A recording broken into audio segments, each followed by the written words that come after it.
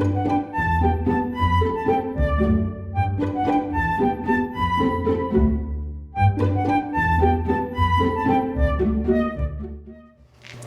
everyone! Welcome to Chapter 3 in the Case of Princess Tomorrow.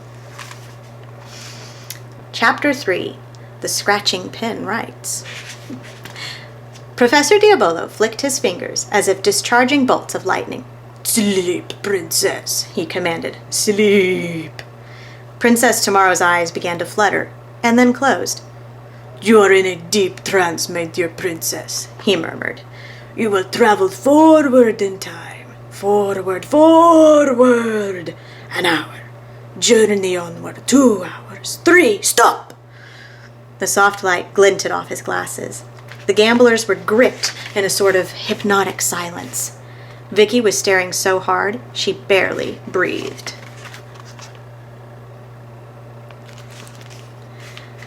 "You have a right, princess," said Professor Diabolo. "It is now 2 o'clock in the afternoon, yes. You are watching horses running. It is the 8th race at Emerald Meadows, am I correct?" Princess Tomorrow nodded slowly. "Now you will pick up the pen.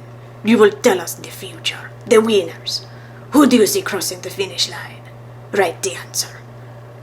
Eyes locked, Princess Tomorrow picked up the quill pen waiting on the desk. She began to scratch out a message on a piece of hotel stationery. The sound went through Vicky like fingernails scraped on a blackboard. The princess finished and laid down the pen. Professor Diabolo removed the sheet of paper and folded it. "Splendid," he muttered. "Splendid indeed." The princess slept on. Downtown Bats rose to his feet. "Hey, Professor, give us a look. We could lay down bets on the winning horse." For the first time, Vicky detected a faint smile creep across Professor Diabolo's face. "Tut-tut, sir," he said, slipping the message into an envelope. "You cannot be certain of the princess's powers.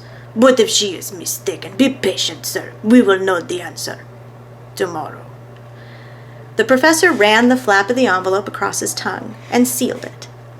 He snapped his fingers, and Princess Tomorrow's eyes fluttered open.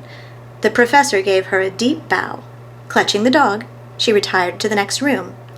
The professor picked up the quill pen, dipped it into the inkwell, and began to scratch across the envelope. "Address it to the Bloodhound Detective Agency," he announced. "They will receive it in mail tomorrow and keep safe, yes." A bar of red sealing wax lay on the desk. He struck a wooden match and melted a blob of wax onto the envelope flap. Then, like a man with a branding iron, he pressed a heavy signet ring into the hot wax.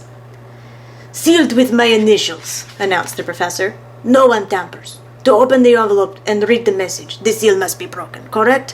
"Exactly." The Bloodhound gang was alert to every move he made. Professor Diabolo dunked a postage stamp in a round glass jar containing a sponge and filled with water. He soaked the stamp thoroughly to moisten the glue. What was he trying to do, Vicky thought? Drown it? Finally, he placed the stamp on the corner of the envelope and pounded it with his fist. "Now," he said, "one of the Bloodhound detectives will drop this into the mail slot." Ricardo jumped to his feet. He moved forward and accepted the envelope. The professor showed his empty hands. "From this moment, my hands will not touch again Princess Tomorrow's prediction. Mail it, young man." Ricardo turned and headed for the door.